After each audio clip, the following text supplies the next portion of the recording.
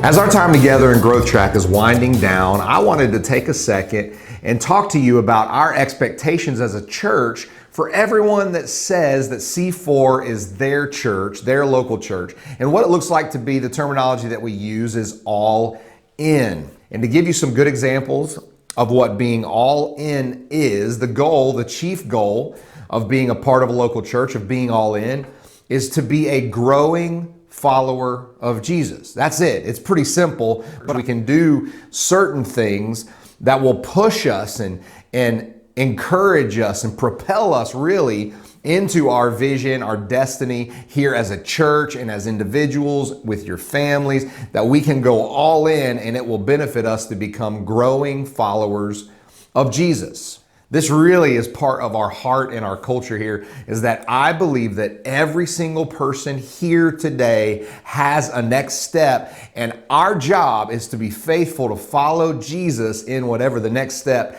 that he's calling. And I would classify that as being all in. I believe that there are some good examples of how we can be all in with C4 Church. The first example that I can think of is we should come.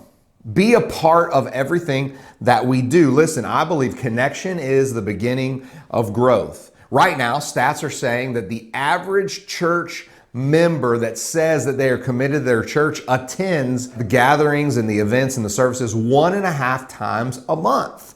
Now, this is concerning to me. This is around or less than a third of the time, a third of the events, a third of the services, a third of the things that are happening with the family and the church body. Listen, if we're part of a family, then I believe that we should show up. That should be an expectation. I believe that people that are all in, they prioritize when the family gets together.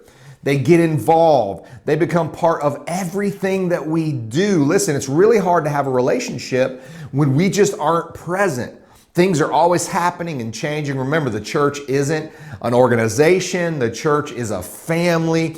And if it's a family, guys, we got to spend more time together. That is how I believe that we consistently grow. And I mean, be a part of all the elements. If we're doing it, let's be a part of it together. Let's bring our expectation. Let's bring our excitement and our enthusiasm. So let's come, let's attend, let's be a part of everything that we're doing at C4 Church. Another marker of being all in with C4 is that we're bringing people.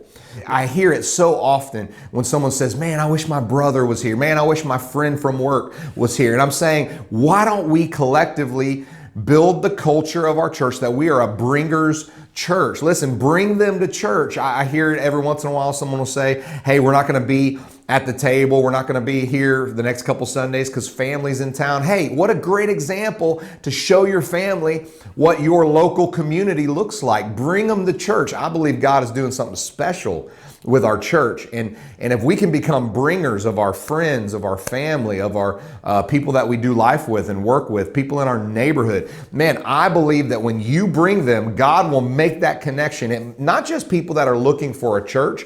How about people that are not in the market for church, but we find good reasons, good excuses, good moments like the table to say, hey, come share a meal with the people that I do life with. Another good moment that I think exemplifies the fact that we're all in is that we get in a group. Small groups, in my opinion, are the best way to consistently grow. This is why we need to be in deep connection, community with a small group of individuals that help us consistently grow, that know what's going on in our life, that know when we're hurting, that know when we aren't showing up, that know when there's something going on in our lives, and that can circle around us, rally around us, and be a family together. So being a part of a group, it is so essential in staying consistent in our growth. Many of you may say, I've never really stayed in a consistent growth pattern. And I do believe it's because of lack of relationships. So come on, let's get into groups and get into deeper relationships. So I believe some of the greatest evidence that we have of being all in is if we're givers. Are we giving? Are you giving of yourself, your time, your energy, and your money? Hey, I believe you can learn a lot about a person, about their values, and about what they truly say is their priority by watching where and how people invest their time, their energy, and their money. It really shows where their true priority is. Listen, if God is really the creator of everything, if the church really is, as we believe here, the hope of the world, then that means that that's where we should be investing our lives. Hey, let's just break it down for some real practicals. I think that in the money realm, when we're talking about finances, I think that it is more blessed to give than to receive. And so if that's the case, we should give our best and our first to God. And so some of you may not be in a situation right now where you're giving. This is what I believe. We should take our next step with Jesus. And if giving, being a giver, is like Christ and like God, then we should be a giver. It says that God loved the world so much that he gave. And so maybe your first step is to give something. Maybe you're in the habit of giving something, and maybe you give to a project, or you give on a Sunday, or you just give in a general offering. Maybe it's time to pray. Seek God about, should I be a percentage giver? Because listen, I have learned in my own life, and others will attest to this in their own lives, that when we began to make a percentage commitment to the Lord, we really begin to see some things in our spiritual life open up and go to the next level. And so maybe your next step, if you are a giver, maybe it's to be a percentage giver, 2% of your income, 4% of your income. Really what we see in the Old Testament and in the New Testament, we see people that participate with the local church and with what God's doing on the planet by giving a tithe. That word tithe just means 10%. That means that someone has said, hey, I feel a conviction in my heart from God. No one's twisting my arm or making me do it. I don't feel under guilt or compulsion, but I feel like my commitment to God is at 10% of my income. And I think that's a very biblical thing to be a giver and to be a giver at that level. So maybe that's the next step.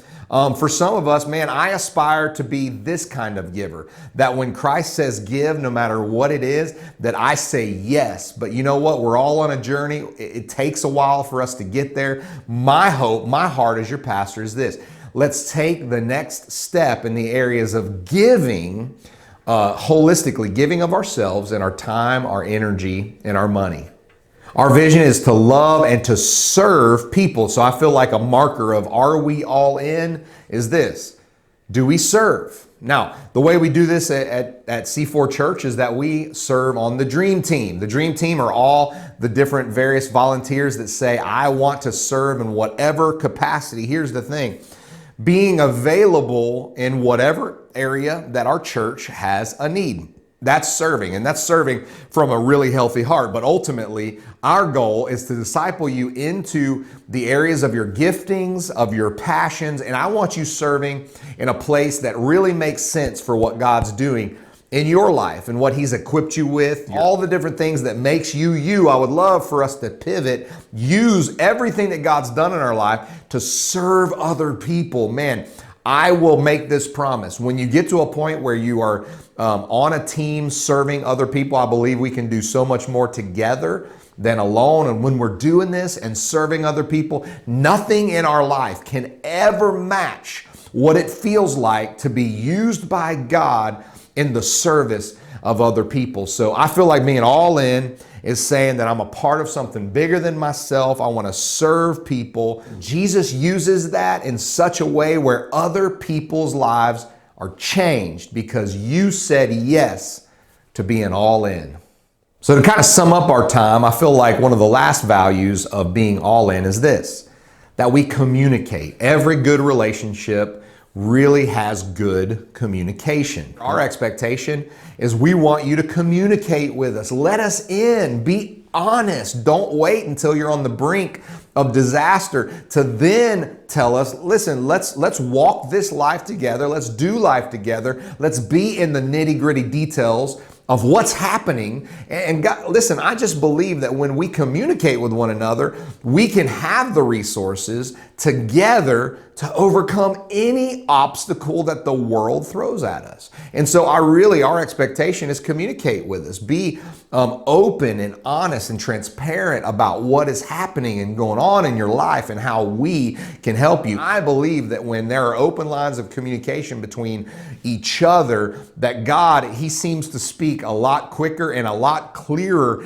in those type of environments. So come on, let's communicate, let's be open and honest and transparent together and see the great things that God can do with all of us.